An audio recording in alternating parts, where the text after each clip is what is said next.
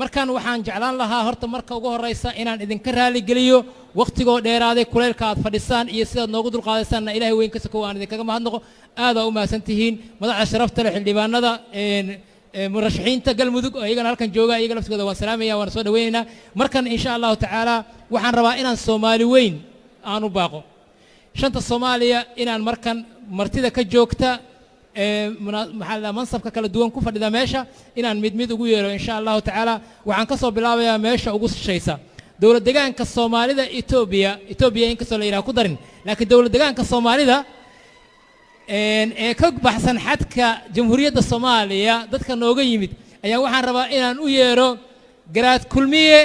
garaad wiilwaal fadlan hal mar ila soo dhaweey adinkoo maadsan dhammaantiin garaadka inaad ila soo dhaweysaan ayo saxabna aad insha Allah taala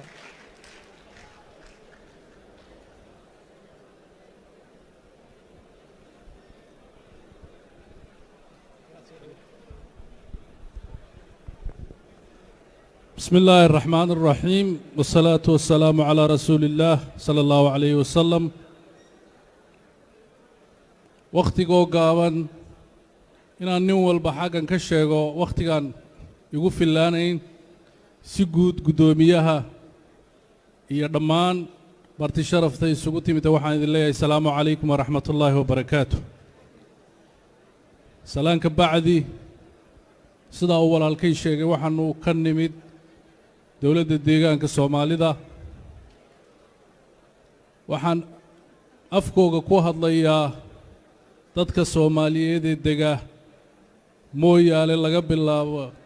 ilaa iyo Maaysa dhulka la yiraahdo oo Soomaali oo dhan ay degan tahay dadkaas aan salaan idinka sidaa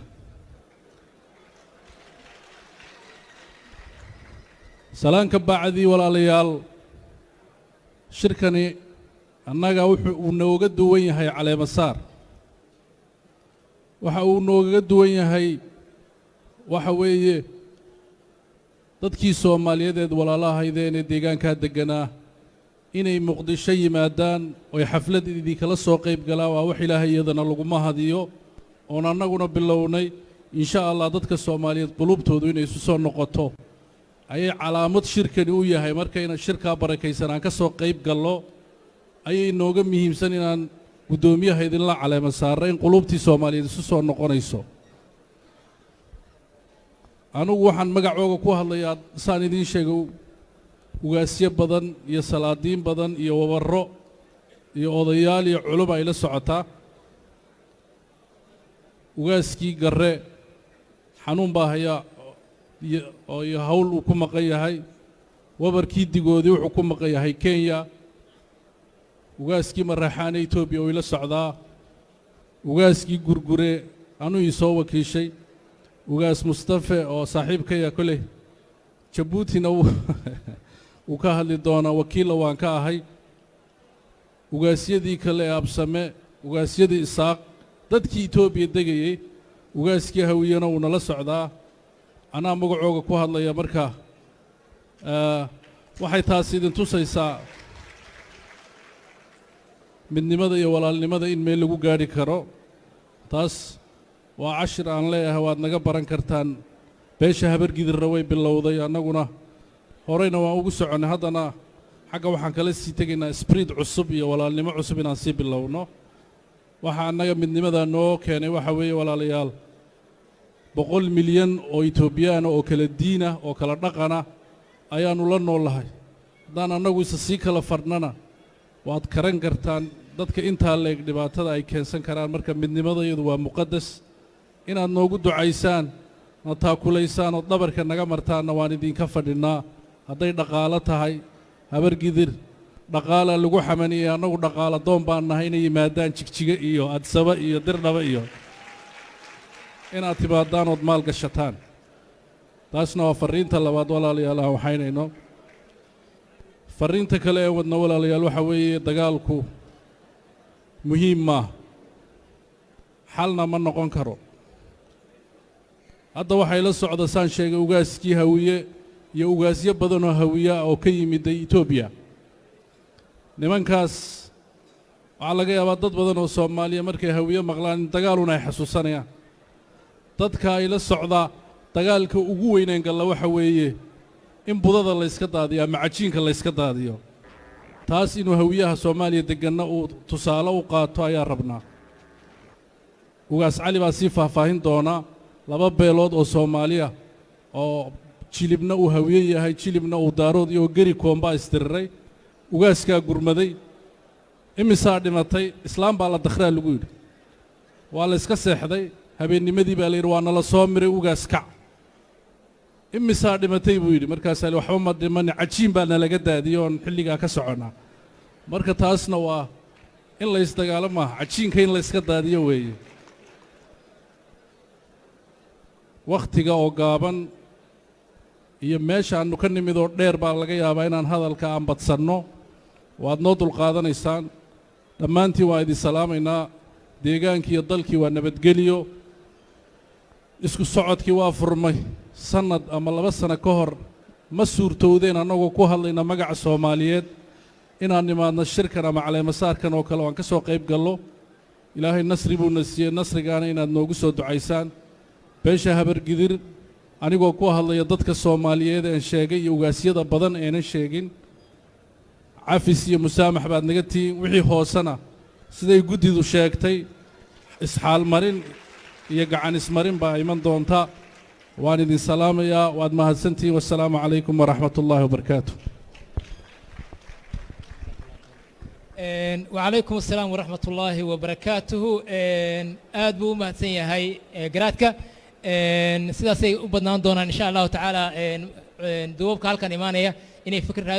تاجردو دا iyo maxalada cafiskooda halkan ka soo gudbin doonaan insha Allah isla Ethiopia iyo waxa deelo deegaankaanu joognaa Ethiopia afkayga ka dhowray ahayd ugaas cali ugaas nuur ayaan markaan u yeerayaa oo ugaaska hawiye ee deegaankaas ah marka ugaasow soo dhawow insha Allah ila soo dhaweeya asagana aad ila soo dhaweeya please gabdhuhu aad bay u mahadsan yihiin